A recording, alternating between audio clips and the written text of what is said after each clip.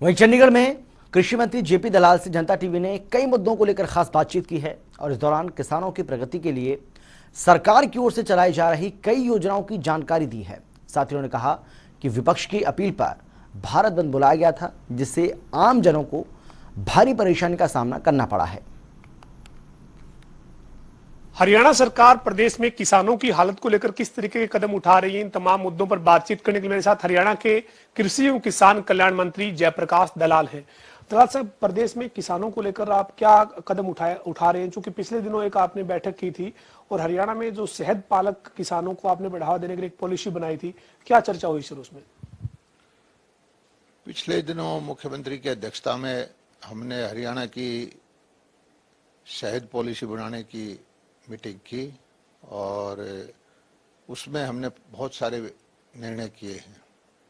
एक तो ये फैसला किया है कि जो आज शहद के उत्पादन है हरियाणा में, उसको आने वाले 4-5 साल में 10 गुना बढ़ाएं, 50 करोड़ से 500 करोड़ का एकदम से ले जाएं। और जो शहद के उत्पादक हैं, छोटे छोटे किसान हैं, उनको ट्रेनिंग दें। हमारा हरियाणा के अंदर नहीं, देश के अंदर ही पहला एक सेंटर बनाया है हमने नेशनल हाईवे के ऊपर, जिसमें शहद की सारी प्रोसेस ट्रेनिंग भी देते हैं, पैकेजिंग करते हैं, उसकी वैक्स का क्या प्रोडक्ट बनना चाहिए, मधुमक्खी के जो कांटे से अलग से जहर होता है उसको भी उपयोग में होता है। अलग अलग उनके नाम हैं और बड़े महंगी महंगी चीज़ बिकती हैं। और हमने कोशिश करनी है कि जितने भी शहद उत्पादक किसान हैं उनका टेस्ट करके सिंगल ब्रांड से बेचें। और ठीक है, आप 50 किसानों का शहद आया, मार्केट में भाव उसका जो है 80 रुपये है, 100 रुपये है, क्या है, लेकिन हम ब्रांड करके तसल्ली करके सर्टिफाई कर देंगे कि ये शुद्ध शहद है, तो उसका भाव 25%, 30%, 40% अतिरिक्त उसका मिलेगा। और शहद का किसान को कोई जमीन की जरूरत नहीं है, खेती बाड़ी उसको अपनी जमीन रखने की जरूरत नहीं है, उसको डब्बे देना है, अच्छी क्वालिटी के डब्बे में हम सब्सिडी दे रहे हैं, उसको ट्रेनिंग भी हम फ्री ऑफ कॉस्ट दे रहे हैं। और उन डब्बों को वो, जैसे दक्षिण हरियाणा का सरसों का इलाका है, अगर बहुत सारे शहद की मक्खियां वहां छोड़ दी जाए तो 10% जिसके खेत के आसपास होगी, एक डब्बा 25 एकड़ तक शहद की मक्खियां 25 एकड़ तक जो जाके करती है, परागण करती है। जो बीज पे है उसकी बीज की मात्रा बढ़ जाती है, सरसों का उपज भी 10% बढ़ जाती है। तो जहां जहां फूलों की खेती है वहां शहद के जो मक्खियां रखने से किसानों को भी फायदा होता है।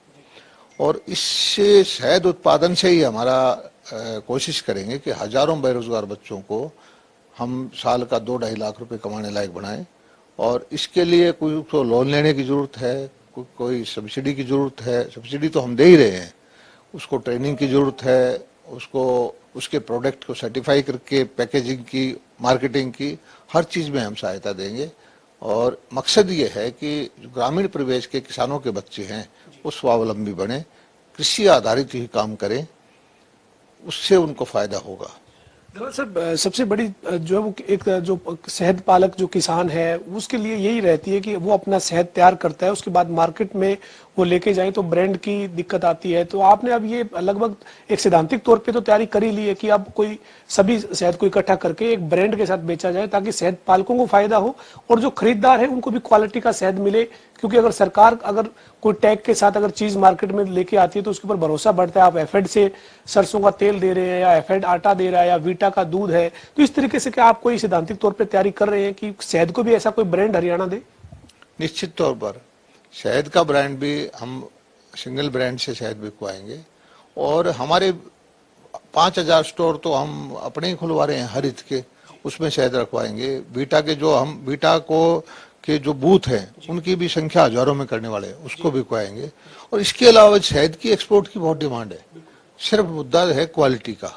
जब हम सर्टिफाई बेस्ट लेबोरेटरी है इंडिया की हमारे यहाँ जो है वो सर्टिफाई कर देगी और सारे इंटरनेशनल स्टैंडर्ड को वो फॉलो करेंगे और उसमें वो पास हो जाएगा, तो एक्सपोर्ट का भी बहुत ज़्यादा वो है, गुंजाइश है। सर, इसके साथ साथ मत्स्य पालन को लेकर भी हरियाणा सरकार और आपका जो विभाग है वो काफी काम कर रहा है। मत्स्य पालन में कितना हरियाणा के लोगों ने अब रुचि दिखाई है, किसानों ने कितनी रुचि और उसमें पैदा ज्यादा हुई है? देखिए, मत्स्य पालन का भी हमारा विभाग छोटा सा विभाग था। इसका बजट मैंने बताया कि हमारी सरकार आने से पहले 5-6 करोड़ रुपए का था, अब जाके हमने एकदम से 125 पहुंच गया। इस साल ही हमारी कोशिश ये है कि हम अतिरिक्त बजट मांग के 200 करोड़ करें और ज्यादा से ज्यादा मछली पालक के किसान तैयार करें। और हरियाणा की जो भूमि है उसमें 1.5 लाख एकड़ के आसपास तो है खारे पानी की जमीन।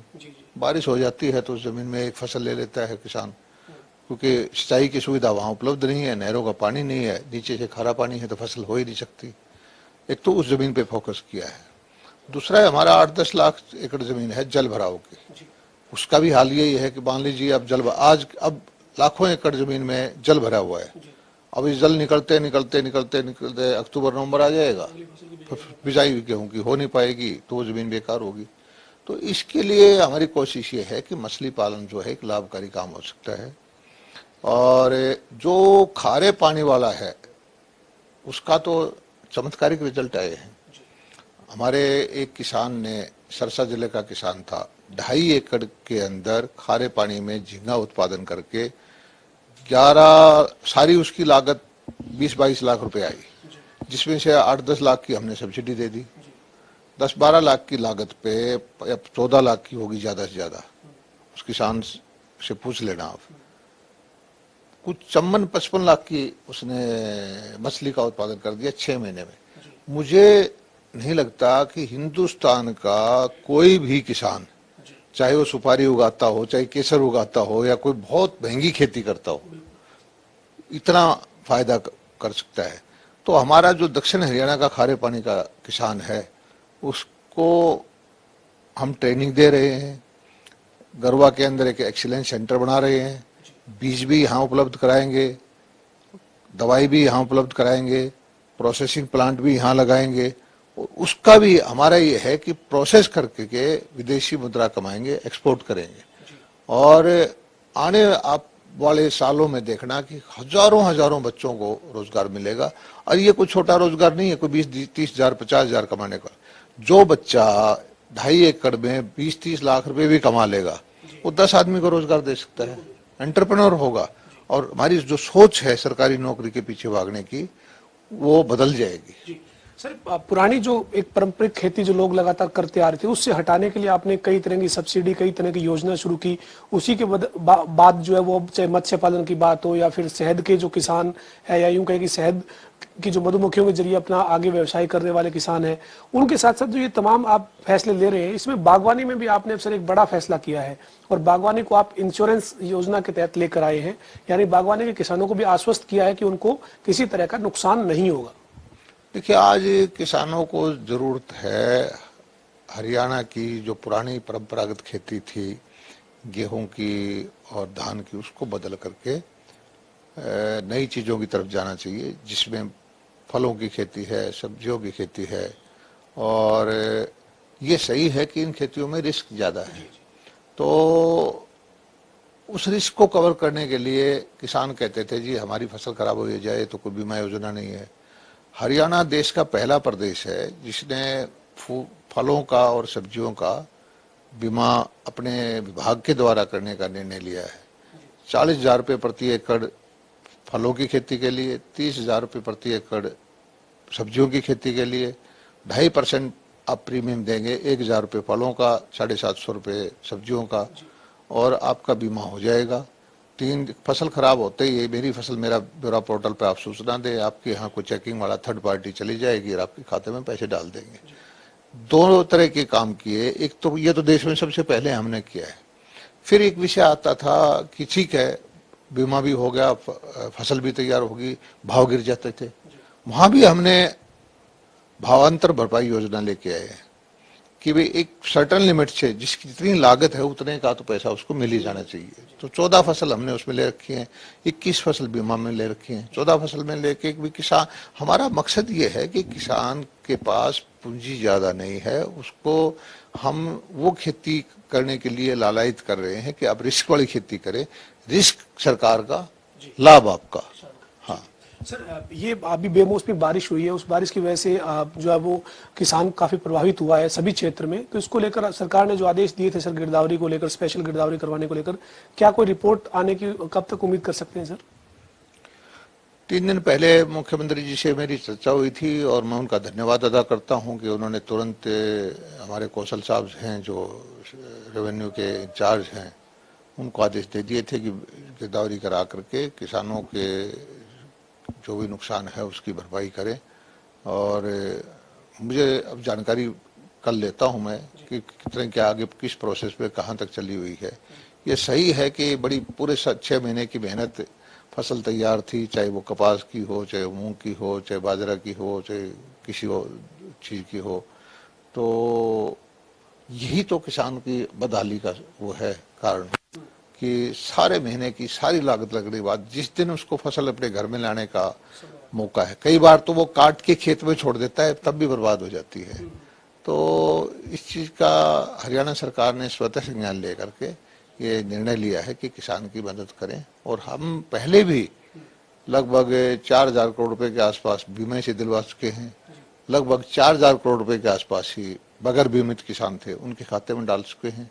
और हरियाणा सरकार कोशिश ये करती है कि किसान के हित में जितने फैसले लिए जाए, चाहे भाव देने का हो, चाहे सबसे ज़्यादा फसल खरीदने का हो, गन्ने का सबसे ज़्यादा भाव देने का हो, गन्ने की नई वैरायटी आई है जिसमें एक 30-33% अतिरिक्त उसमें चीनी बनेगी, उसको हम एकदम से भिजवाएंगे। तो तरह तरह की योजनाएं हम बना रहे हैं। किसान का जो परंपरागत सिस्टम है धान और गेहूं का, इसमें किसान का कसूर नहीं है, सरकार ने ही उसको आदत डाली है। एक वक्त ऐसा था कि हमारे पास खाद्यान्न की कमी थी, अमेरिका से PL 480 गेहूं इंपोर्ट करते थे। हमारे यहाँ हमारे प्रधानमंत्री जो लाल बहादुर शास्त्री जी, उन्होंने एक वक्त हफ्ते में व्रत करने का कहा था, हमारे पास अनाज कम था। लेकिन अब हमारे खाद्यान्न के भंडार भरे हुए हैं, सरप्लस हैं और विदेशों में भी इनकी मांग नहीं है। तो अब इसके उत्पादन से कितना लाभ होगा वो सैचुरेशन पे आ चुका है।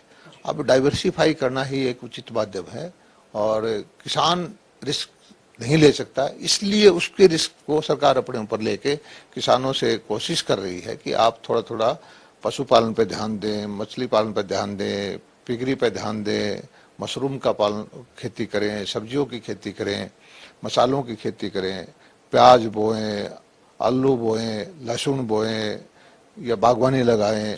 आपके सिरसा जिले में किन्नू का है, फतेहाबाद में अमरूद का है। और दूध के भी जो है प्रोडक्ट अलग अलग बनाए, छोटे छोटे यूनिट लगे गांव में, जिससे गांव के बच्चे बेरोजगार हैं उनको रोजगार मिले। तो बहुत योजनाएं पे काम चल रहा है और हमारे प्रधानमंत्री आदरणीय नरेंद्र मोदी जी का भी पूरा ध्यान है कि इस कृषि क्षेत्र की वजह से ही देश चलेगा, क्योंकि सबसे बड़ी आबादी जो है कृषि क्षेत्र पे आधारित है और हरियाणा इसमें देश के अंदर नंबर 1 रहेगा। अंतिम सवाल है सर, आपने तमाम किसानों की योजनाओं का जिक्र किया, लेकिन अब एक बड़ा आंदोलन 10 महीने से चल रहा है। आज भारत बंद भी किसानों के आह्वान पर रहा है और भारत बंद को सफल किसान नेता बता रहे हैं और साथ ही विपक्ष इस मामले में सरकार को घेर रहा है। क्या कहेंगे सर आप? देखिए, इस भारत बंद का आह्वान जो है सारी विपक्षी पार्टियों के कहने से, जो आंदोलनकारी बैठे हैं, जो जत्थेदार हैं, उन्होंने किया है। और मैं इस चीज़ की सफलता असफलता में नहीं जाना चाहता कि भी क्या हुआ क्या नहीं, लेकिन एक चीज़ जरूर है, जहाँ जहाँ रास्ते रोके गए आम आदमी को बहुत परेशानी हुई है, आम आदमी रोता हुआ गया है। तो अपने ही देशवासियों को तकलीफ दे के ये कांग्रेस वाले या विपक्षी पार्टियां राजनीतिक हेतु साधना चाहते हैं, ये उचित नहीं है। दुनिया सब समझती है, भारत का नागरिक बहुत समझदार है और इनको अगर इतना ही भरोसा है राहुल गांधी जी को या हमारे कांग्रेस के नेताओं को कि इससे उनको लाभ हो रहा है या इससे उनको कोई राजनीतिक फायदा होगा, तो ये काम करें कि उत्तर प्रदेश के अंदर जो आज उनके सहयोग से सबसे बड़े किसान नेता बने हुए हैं भाई राकेश टिकैत जी, उनको मुख्यमंत्री का कैंडिडेट बना के कांग्रेस पार्टी का चुनाव लड़ लें, जनता फैसला कर देगी। बातचीत करने के लिए हमारे साथ हरियाणा के कृषि मंत्री जयप्रकाश दलाल थे, जिन्होंने बताया कि तमाम योजनाएं किसानों के लिए हरियाणा सरकार ने ऐसी शुरू की है जो योजना किसान के लिए फायदे का जो है वो काम करेगी। और साथ ही एक बड़ी बात की, उन्होंने कहा है कि सरकार की ये कोशिश है कि रिस्क जो है वो सरकार का और मुनाफा किसान का, इसके ऊपर सरकार काम कर रही है। और चाहे वो मत्स्य पालक किसान है या फिर जो शहद का उत्पादन करके आगे बढ़ना चाहते हैं वो किसान है, उनके लिए तमाम योजनाएं शुरू की गई है।